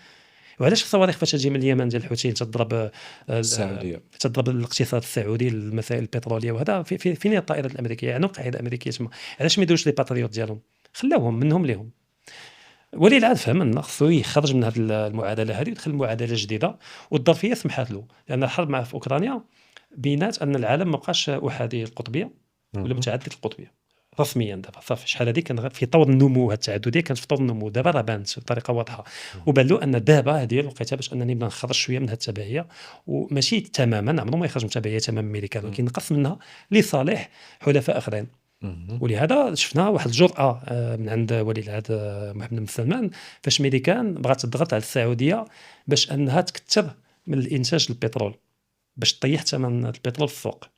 حيت امريكان بغات تخنق روسيا اقتصاديا، وروسيا تتبع البترول، هي ثاني اكبر مصدر البترول في العالم السعوديه. باش تخنقها اقتصاديا قالت السعوديه وزيدي شويه من الكوطه الانتاج ديالك باش يولي البترول متواجد بوفره في السوق العالميه والثمن ديالو يهبط. شو قالت له السعوديه؟ قالت لهم لا، قالت لهم لا، ماشي غير قالت لهم لا، قالت لهم لا ولا تنسق الانتاج البترولي ديالها مع روسيا. بجوج تينسقوا باش يحافظوا على الثمن في مستوى اللي هو طالع. لان روسيا ماشي عضو في لوبيب. هاد الجرأة ما خلقاتش لهم شي مشكل مثلا؟ لا بقى تخلق لهم مشاكل، ولكن قادين بها. وانا بالنسبه لي شي تيقوم به محمد سلمان تنشجعوا. ما كاين جوانب اخرى اللي ممكن نديروا فيها. الناس في السجون وهذا منهم واحد السيد اللي كل نهار تندعي له باش انه يتطلق، حسن فرحان المالكي، اللي باقي حتى الان في السجون السعوديه بلا ما يتحاكم. مازال ما تحاكمش كاع، دابا راه 5 سنين غادي وباقي في السجن. على المستوى ديال حريه التعبير مضطهده اكثر. لا ما كاين طحن، ما كاينش تقدر تلعب. ولكن على المستوى الجيوسياسي وعلى المستوى الاقتصادي وعلى المستوى الثقافي الدور ديالو دور مهم، ويمكن الا نشجعوه في هذا التيار اللي هو غادي وباش يخرج من التبعيه النسبيه تجاه الامريكان ويدخل في واحد النوع ديال السياده اللي هو تيبنيها دابا بشويه بشويه. هكاك علاش طبوا العلاقات ديالهم مع داكشي طبع. علاش قال لك انتما خليني بايران وهاد انا خليني بها، انا نمشي نصالح معها. وشنو الاطار اللي تصالحوا فيه؟ هو الاطار ديال البريكس، روسيا، الهند، الصين وافريقيا الجنوبيه. علاش؟ حيت هاد الدول كامله دخلت في البريكس ما راحتيش. ايران، السعوديه، فهمتني كلشي دخل في دخلوا كامل واحد البلوك جديد. وشكون كان الراعي السامي ديال هذا الاصلاح ما بين الدول جوج؟ الصين. الصين هنا نظمات هادشي كله وصالحتهم، لان قالت لهم راه كاين مصالح كبر منا كاملين ممكن نخدموا عليها حنا كاملين في اطار ديال ان بلوك، ماشي في اطار ديال كل دوله بوحدها. واللي هو البريكس. المشروع البريكس ما بقاش دابا سميتو بريكس ولا بريكس بلس، لان دخلوا في عده دول اللي ماشي غير ولكن كتشوف انت فعلا هذا المشروع البريكس بلس هذا يقضي على الغرب بشكل لا ما يقدرش على الغرب، ما يقدرش على الغرب، يقضي على الدولار مثلا. ما مصلحتوش يقضي على الدولار، وشي خلافا الخطاب اللي تيتروج من طرف بعض الناس ما مصلحتهمش، لان هم السوق الاول ديال الصين هي امريكان. ما يمكنش كيدي تنزل الدولار. هو الصادرات ديالها تمشي اساسا للولايات المتحده ولا الاسواق الغربيه. ما يمكنش الا طاح الدولار الاقتصاد الصيني حتى هو يطيح. شنو الهدف من مشروع البريكس؟ هو يعطي واحد الهيكل اقتصادي لواحد القطب جيوسياسي اللي يلاه تيبان. مثلا ما تكونش بواحد الطريقه دابا باش تبني قطب جيوسياسي ما تكفيش يكون عندك اقتصاد، خصك واحد الايديولوجيا، واحد الفكره مشتركه. الغرب عنده واحد المنظومه فكريه مشتركه، ليبراليه ليبراليه رأسمالية. فرديه مبنيه على الفرد، مبنيه على الرأسماليه، مبنيه على الديمقراطيه التمثيليه بالمعنى بجوج، يعني الناس يمثلوا الشعب والناس يمثلوا على الشعب بالمعنيين. ولكن عندهم هذا القاسم المشترك، عندهم مخيله مشتركه، عندهم واحد العمق، واحد الخلفيه دينيه اللي ما بقاش يؤمنوا بها، ولكن بقى فعاله على المستوى المخيله اللي هي المسيحيه. عندهم حتى واحد القاسم مشترك اللي تاخذ اشكال مختلفه. برتغالي ماشي بحال البولوني، ماشي بحال الانجليزي، ولكن رغم الاختلافات كاين واحد القاسم مشترك للداخل اللي هي الكنيسه. الا بغينا ماشي حتى الكنيسه، هو التاريخ، هو واحد العدد القيم، واحد العدد هذا. الكنيسه ما بقاش يامن حتى واحد تقريبا. البريكس ما عندهمش هادشي. شنو عندك روسيا مسيحيه ارثوذكسيه وسلاف عرقيا، عندك الصين كونفوشيه وبوذيه وهذا، عندك الهند هندوسيه، عندك كيف الجنوبيه حاجه اخرى مسلمين، عندك وبعدها بقاو الاولين اللي كونوها فهمتيني. هذا البرازيل بوحدها كاثوليكيه وبداو يدخلوها بروتستانت، الاصلاحيين بداو يدخلوها. دونك من ناحيه الجانب الديني غيتحيد، الديني والحضاري ما كاين حتى شي حاجه ما بيناتهم. كتبقى الايديولوجيه ما كايناش حتى هي، ما كايناش. باش جمعهم وجود عدو مشترك فقط، مجتمعين على عدو. يكون بحال الشكل ديال الاتحاد السوفيتي، كانت عنده شيوعيه. الاتحاد السوفيتي كانت عنده ايديولوجيه وكانت عنده بنيه مشتركه، ولكن هنا في البريكس ما عندناش هادشي. عندنا الحاجه الوحيده اللي تيشتركوها كاملين هو العدو الغرب. تيشوفوا كعدو بحال روسيا بطريقه واضحه، اللي تيشوفوا بحال منافس اقتصادي مثلا، منافس اللي خصنا نربيوه شويه، فهمتي، ندعوا له حدود بحال الهند وبحال الصين. لهذا تبيناتهم ما فاهمينش. روسيا داخله في واحد المعادله اللي ما عندها ما تخفف مع الغرب، داخله في اصطدام مع الغرب من 2022 قبل 2022. كان 2022 مع اوكرانيا دخلت في اصطدام واضح مع حلف الاطلسي في اوكرانيا، تتحارب الحلف الاطلسي في اوكرانيا، ما تتحارب الجيش الاوكراني بوحده. الصين والهند ما باغيش يدخلوا في هذه المعادله هذه. علاش؟ حيت باقيين تيبيعوا الاسواق الغربيه، باقي عندهم مصالح الاسواق الغربيه، عاونوا روسيا اقتصاديا ولكن ما دخلوش تعاون عسكريه. ملي جبتي روسيا، المهم الحرب الروسيه الاوكرانيه، كنشوفوك بزاف في الفيديوهات ديالك بحال شويه كدافع على الاطروحه ديال روسيا. والسبب انه حيت ديجا الاصول ديال ماشي الاصول ديالك، ولكن الاصول ديال الام ديالك، جزء من الاصول ديالك روسيا، كاش كتدافع عليها ولا كاين عده اسباب؟ ولا كاين شي سبب اخر؟ شوف، كاين عده اسباب. انا فاش نهضر على روسيا علاش كتدافع عليها؟ انا نقول لك تندافع على روسيا ماشي على الدوله الروسيه، ماشي بحال الدوله الروسيه تنتقدها، والدليل انا شحال من واحد عاتبني على هذه القضيه من الناس اللي تتابعوني برا ماشي في المغرب. عاتبوني كيفاش روسيا في حرب مع الغرب ومع الحلف الاطلسي، وهذه هي الوقيته اللي تبقى تنتقد فيها الاغراض ديال روسيا. لا، انا تنقولها بوضوح، النظام السياسي الروسي عنده اغلاط كبيره، اغلاط داخليه كبيره، وخصو يتحاسب على شحال من حاجه داخليا. يعني فاش نشوف روسيا اكبر دوله في العالم من ناحيه المساحه، 17 مليون كيلومتر مربع، عندها المعادن، البترول، الغاز، التيامون، الذهب بواحد المستويات اللي ما كاينه في بلاصه في العالم. عندها كل شيء عندك اكتفاء ذاتي في كل شيء. منين ما جيت عندك حتى في القمح وهذا هي تفضل عندك اكتفاء ذاتي، عندها كل شيء، وهما غير 145 مليون. فاش يكون عندك هذا البترول وهذا الغاز وهذا التيامون وهذا الذهب والتكنولوجيا والصناعه الدفاع وصناعه الفضاء وهذا كله، واش ما تظنش ان الروسي خص يعيش احسن من السويدي؟ صراحه انا حيت عنده واحد ضيع بحال الامارات فهمتي، ولا بحال ديك الدول، يعني كل مواطن عنده 2000 دولار في الشهر. علاش؟ لان كاين مافيا في وسط الدوله اللي تتشفر كل شيء، وتيخليو ديك الشياطات يحافظوا بها على واحد النمو اقتصادي اللي يخلي الناس فرحانه. هذه تنقولها. واش واحد تيقول ان روسيا فيها مافيا داخله في الحكم؟ واش هذا انسان تيدافع بطريقه عمياء على روسيا؟ ماشي انسان. ولكن روسيا كدوله كبديل حضاري تندافع عليها. وقلتها واحد النهار في البودكاست، قلت فاش ندافع على روسيا تندافع على العالم عبر روسيا، لان عالم احادي القطبيه ما كاينش خطر منه. الله قال لنا ان الانسان لا يطغى ان راه استغنى. وقتاش واحد تيطغى؟ فاش يحس ان ما بقاش عنده منافس وما محتاجش حتى واحد، فاش ديك الغطرسه وتولي ديك الطغيان وتولي هذا العالم. هذا غير طبيعي ان تكون قوه وحده مهيمنه عليه وحاكمه. هذا عامل ماشي ديال الاستقرار، هذا عامل ديال الحروب وديال الظلم وديال الاستبداد وديال هذا. لهذا عالم اللي بانوا فيه اقطاب مختلفه اللي تخلق واحد التوازن ما بيناتهم وتخلق واحد هوامش ديال السياده الدول بحالنا. حتى دابا ولات عندنا ممكن نلعبوا ما بين روسيا وما بين الامريكان وما بين الصين. هذه 20 عام ما كانش. عندك غير الغرب فين تمشي. لهذا خصني نفهموا هذه القضيه. الناس راه ما تنافش على روسيا كدوله كنظام اللي تنقول عليه نسبيا مافيا. ماشي كله، كاين نسبيا مافيا، ولكن فاش ندافع عليها على المستوى الجيوسياسي باش اننا حتى حنا نقدروا نعيشوا في واحد الهامش الحريه الجيوسياسيه اللي هو كبر، ما تكونش ملي كان بوحدها اللي طاغيه بوحدها اللي كاينه. ومن غير روسيا شنو كاين روسيا كاين الصين وكاين اللي عندهم اللي قادرين يقوموا بهذا التغيير هذا. خصنا معاك جلسة طويلة، ولكن الوقت داهمنا صراحة. كنا بغينا نزيدوا شوية، ولكن ولا حلقه مقبله ان شاء الله ان شاء الله عاوتاني شي حلقة نغبروا شويه واحد العام ضروري عاوتاني واحد عام ونعاودوها ان شاء الله. نرجعوا. شكرا لك بزاف، مرحبا وشكرا ايضا على الوقت اللي عطيتينا، واسمح لنا وتشكر كاع الناس اللي متابعينا. لا بالعكس، كل نهار كل مره تنجيبوا مقتطفات ضروري. خليو الناس يبحثوا ويفكروا، راه ما يمكنش كل موضوع نعطيو حقه، راه ما يمكنش نبقاو 7 السوايع. غنبقاو 7 سوايع 8 سوايع ما نملوش هادشي السراج. اللي كاين. شكرا لك بزاف، ونعاودوها ان شاء الله. مرحبا ان شاء الله. شكرا.